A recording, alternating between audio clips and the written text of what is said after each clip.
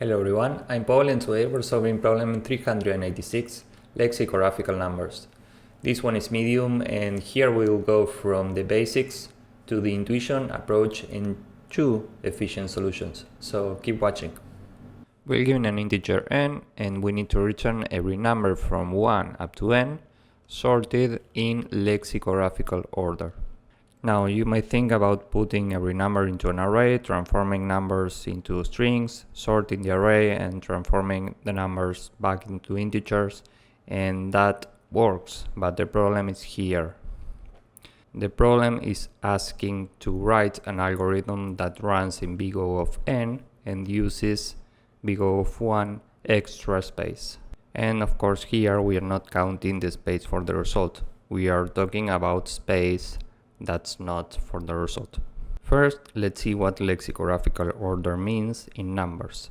Let's say we have this, and we are trying to sort this in lexicographical order. First, we'll think about these numbers as if they were strings. And next, we need to compare these numbers. So, for example, let's say we are comparing 2 and 10. And remember, these are now strings. So here we are iterating this from left to right, and as soon as we find different digits, we end this loop. So first we have a 2 and a 1, and a 1 is smaller than 2. So in this case 10 is lexicographically smaller than 2. Now let's say we are comparing 10 and 100, and we are following the same process. We iterate every digit from left to right, and at each step we are comparing the digits. So first 1 and 1 are equal, so we continue. Next we have 0 and 0, so we continue. And next we have a 0 and an empty space here. So in this case we are considering the length of the string, and in this case 10 has a smaller length than 100.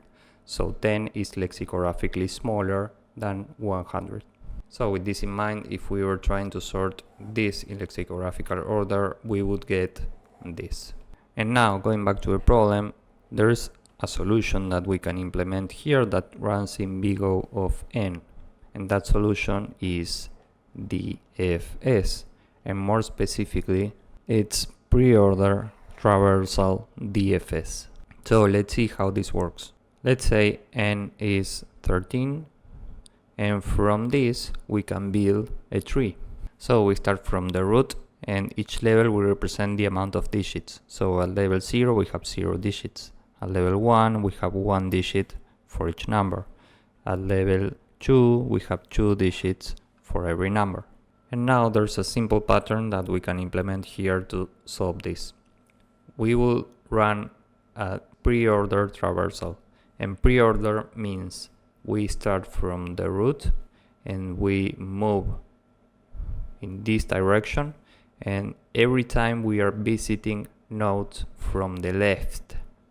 So we start in the root and we go here and we visit 1 from the left. We continue and we visit 10 from the left. We continue and we visit 11 from the left. Then we visit 12 from the left. Then we visit 13 from the left. Then we continue and visit 2 from the left. Then we visit 3 from the left, and so on. So by doing this, we'll iterate the nodes in the following order. And this happens to be the exact result that we are looking for. So at each step, we are appending the node to our result, and finally we return this. Time complexity for this will be big O of n, and space complexity will also be big O of n because we need to return this array. And if we talk in terms of extra space complexity, as the problem requires, extra space complexity will be the height of this tree, meaning the amount of digits in n, which is roughly big O of 1. So now let's go with the code for the first solution, and remember, then we are seeing the second solution. First, the result is an empty array, and we need to return this. And here in between, First, we'll create our DFS function, and this will take a node. We'll call this start, and now we need to create our base case. If start is greater than n, we return. And if we are in bounds, meaning if the current node is smaller or equal to start, we add to the result start.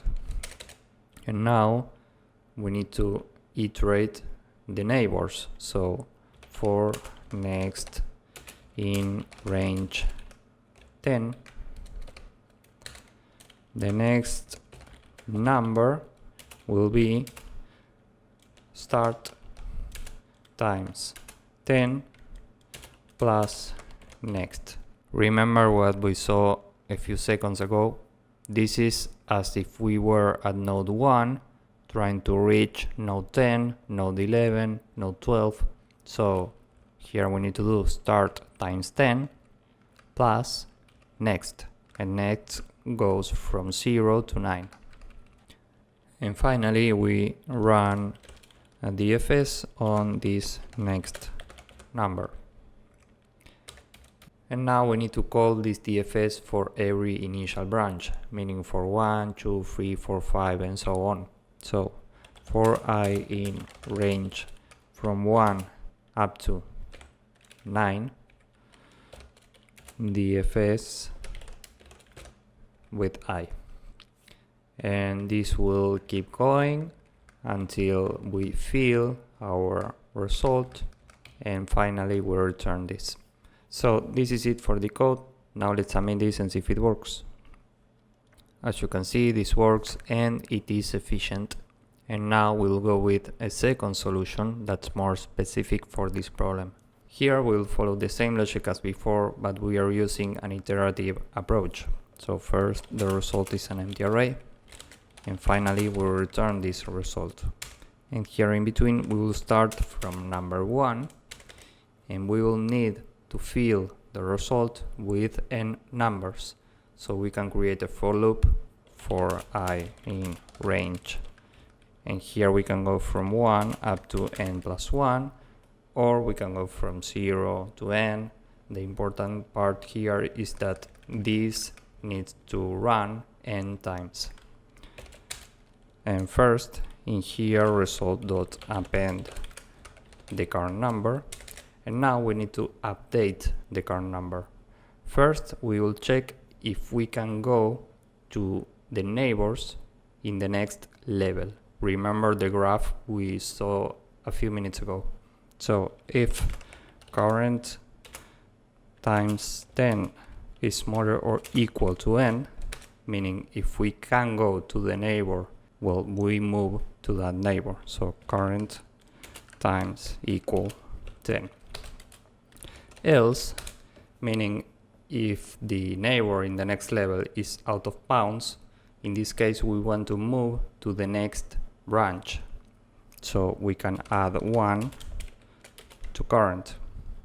And here it might be a case that we add 1 to current and now we are out of bounds. For example, let's say current is 13, we add 1 to current, now we are at 14, and 14 is greater than n. So we need to prevent this. So here we can say while current plus 1 is greater than n, we subtract the last digit from current. So we can do this, current divided equal 10. And there's one final problem here. If we are at digit 9, for example, and we add 1 to 9, now we are at 10. But 10 should be in a different level. So in this case, we also need to subtract the last digit from current. So while current modded by 10 equals 9, or current plus 1 is greater than n, we subtract the last digit from current. Then we can add 1 to current, and finally we return the result. So now let's submit this and see if it works. As you can see, this works and it's more efficient than the previous solution. Remember that in both cases, time and space complexity will be overall big O of n. And in the terms of what the problem requires, meaning if we consider only the extra space for anything that's not the result itself, the space for the first case will be big O of the amount of digits, which is roughly big O of 1, and the space for the second solution will be big O of 1. So if you found this useful, please drop a like, subscribe, and see you in the next one. Bye bye.